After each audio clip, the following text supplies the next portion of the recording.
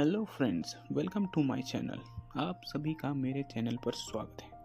अब आप सुनने जा रहे हैं श्री प्रेमानंद महाराज जी द्वारा कर्मों का उल्लेख। सुनते जाएं। और महाराज जी जो भगवान का नाम नहीं लेते फिर भी अच्छे से रहते हैं, और जो भगवान का नाम लेते हैं परेशानी में रहते हैं, क्या फर्क है? कौन बोला? ये तीनों हाँ, ऐसा देखा भी जाता है। क्या होता है कि जैसे कोई प्रभु का नाम जप नहीं कर रहा और बड़ा लौकिक पदार्थों से भरा पूरा देखा जाता है, सुखी देखा जाता है, तो उसमें हमारे भागवतिक विधान में एक सिस्टम है।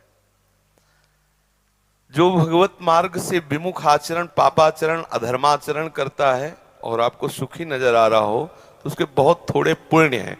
उनको भुगाने के लिए पहले हमारे संविधान, भागवतिक संविधान में उसके पुण्य नष्ट कर, क्योंकि जब उसे दुख मिलेगा तो पुण्य उसका सहयोग कर देगा, इसलिए पहले उसके सहयोगी का नाश किया जाता है।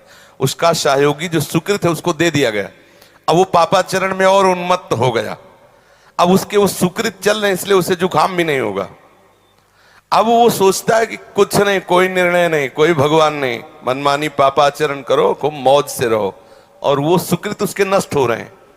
और जिस दिन उसके सुकृत नष्ट हुए फिर मिटिया मेट होते हुए देखा है। शास्त्रों का विधान तो है ही, हमने देखा है। एक ठाकुर रामबली सिंह जमींदार आसपास बंदूक लेके चलते, ऐसा बच्चापन में उनको देखा हमने। वो ऐसे मतलब अपने गर्भ में रहते थे कि किसी को कुछ नहीं मानते थे। एक गरीब ब्राह्मण था जिसकी उन्होंने संपत्ति का अपहरण किया, तो वो गया और हाथ जोड़ा कि लंबरदार, गांव में ठाकुर जमींदार को ऐसे प्यार भाषा में बोले, लंबरदार, आप तो राजा हो, आप तो ठाकुर हो, आप तो जमींदार हो, गरीब ब्राह्मण हैं, उतने से ही परिवार चलता था, आप गालियां बके। उन्होंने पैर छुआ ब्राह्मण ने ऐसे और रो दिया और वापस आ गया। जानते हो, आज उनके कुल में कोई पानी देने वाला नहीं। कुछ ही दिनों में बड़ा लड़का भयंकर कैंसर से बीमार हुआ, मर गया। दूसरा दिमाग खराब हो गया, तीसरे की टांग टूट गई, चौथा लेबरी करके उनको जो खवाने वाला था पीलिया हो गई। और आप अफीम के इतने नशेबाज बन गए कि धीरे धीरे सब, जहां उनके आगे पीछे बंदूक लेके चलते थे वहां मक्खी उड़ाने वाला कोई नहीं रहा, और एक पशु की तरह मरे जब कोई फेंकने वाला नहीं। ऐसी स्थिति।